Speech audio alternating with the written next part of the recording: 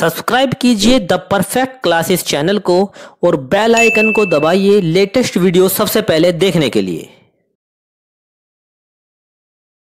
आपके channel the perfect classes में स्वागत है। शिक्षा निदेशालय राष्ट्रीय राजधानी क्षेत्र दिल्ली की वर्कशीट नंबर 44 डिस्कस करें बच्चों। क्लास 7 की वर्कशीट है विज्ञान की 30 दिसंबर 2021 की और टॉपिक है हमारे आसपास के प्राकृतिक सूचक। तो स्टार्ट करते हैं वर्कशीट को। सूचक: कोई पदार्थ अम्लीय है अथवा क्षारकीय है। इसका परीक्षण करने के लिए विशेष प्रकार के पदार्थों का उपयोग किया जाता है। ये पदार्थ सूचक कहलाते हैं। लेकिन सूचक ये परीक्षण कैसे करते हैं? एक अम्लीय या क्षारकीय पदार्थ युक्त घोल में रंग परिवर्तन के द्वारा। तो पहला देखते हैं यहाँ पर देखते हैं लिटमस एक प्राकृतिक रंजक। ये सबसे अधिक इस्तेमाल किया जाने वाला प्राकृतिक सूचक है। इसे लाइकेन से निकाला जाता है। आशुद्ध जल में इसका रंग बैंगनी होता है, पर्पल भी बोल देते हैं। यह विलयन के रूप में अथवा कागज की पट्टियों के रूप में उपलब्ध होता है। इन पट्टियों को लिटमस पत्र कहते हैं। लिटमस पत्र दो प्रकार का होता है, लाल लिटमस और नीला लिटमस। जब लाल लिटमस को अम्लीय विलयन में डाला जाता है तो ये लाल हो जाता है। और दूसरी चीज क्या है, जब लाल लिटमस को क्षारकीय विलयन में डाला जाता है तो ये नीला हो जाता है। अब हल्दी के बारे में पढ़ेंगे। ये क्षारकीय विलयन में पीले से लाल रंग में परिवर्तित हो जाता है, लेकिन अम्लीय विलयन में पीला ही रहता है। अभी से देखते हैं गुड़हल का पुष्प।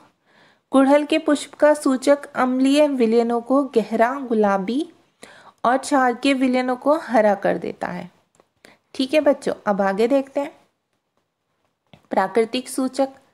प्राकृतिक रूप से पाए जाने वाले पदार्थ जो सूचक के रूप में उपयोग किए जाते हैं प्राकृतिक सूचक कहलाते हैं। उदाहरण के लिए हल्दी, लिटमस, गुड़हल की पंखुड़ियाँ इत्यादि। अम्ल वर्षा।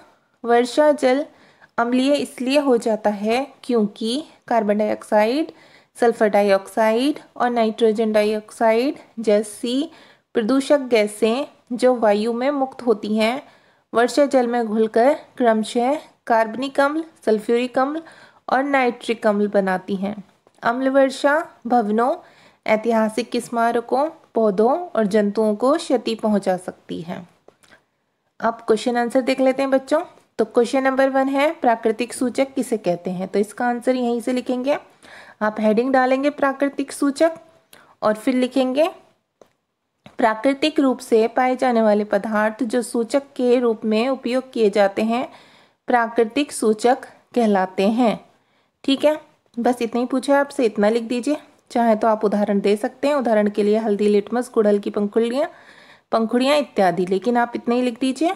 बस आपसे पूछा है कि प्राकृतिक सूचक कहते किसे हैं, तो आप इतना आंसर लिख सकते हैं। ओके स्टूडेंट्स, अब देखिए क्वेश्चन नंबर 2 देख लीजिए। गुड़हल के पुष्प का सूचक क्षारकीय विलयनों को कर देता है कैसा? हरा। इसमें आप लिखेंगे हरा फिलअप में।